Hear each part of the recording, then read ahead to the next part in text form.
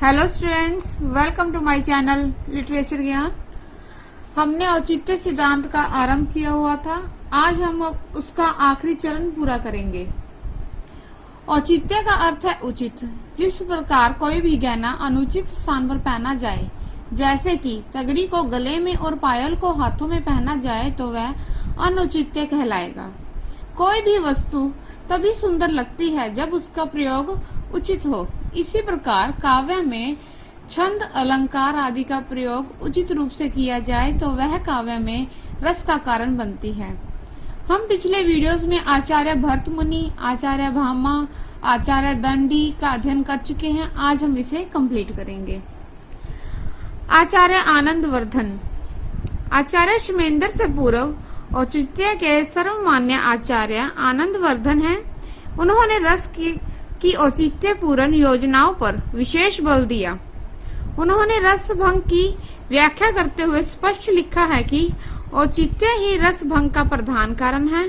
अनुचित वस्तु के सन्निवेश से काव्य में रस का परिपाक नहीं होता। उन्होंने ही सर्वप्रथम औचित्य का विभिन्न काव्यांगों के में संबंध स्थापित किया और रस औचित्य, अलंकार औचित्य, गुण औचित्य, व्यवहार औचित्य, प्रबंध औचित्य आदि की विभिन्न स्थितियों का वर्गीकरण करके उनका स्पष्टीकरण किया। एक विद्वान आलोचक के शब्द में औचित्य सिद्धांत को एक व्यापक काव्य तत्व के रूप में प्रतिष्ठित करने का समस्त श्रेय आनंदवर्धन को ही है। उन्होंने काव्य के भिन्न भिन्न अंगों में औचित्य की महत्ता पर पूर्ण प्रकाश डाला।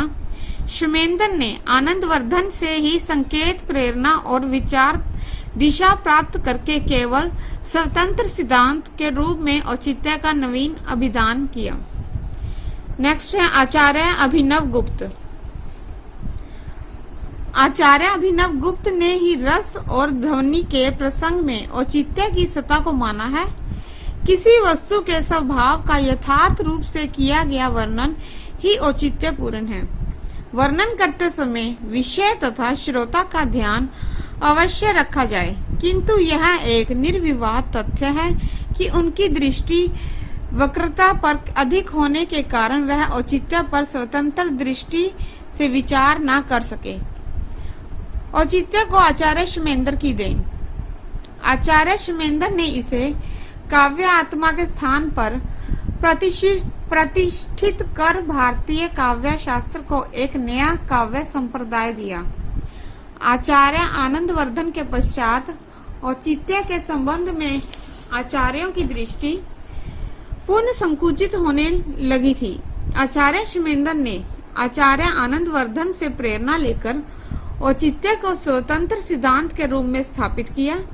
आचार्य आनंदवर्धन ने तो उसे रस उपकरण के रूप में विवेचित किया था, पर आचार्य क्षेमेंद्र ने सभी तत्वों का औचित्य में भली प्रकार समावेश कर दिया।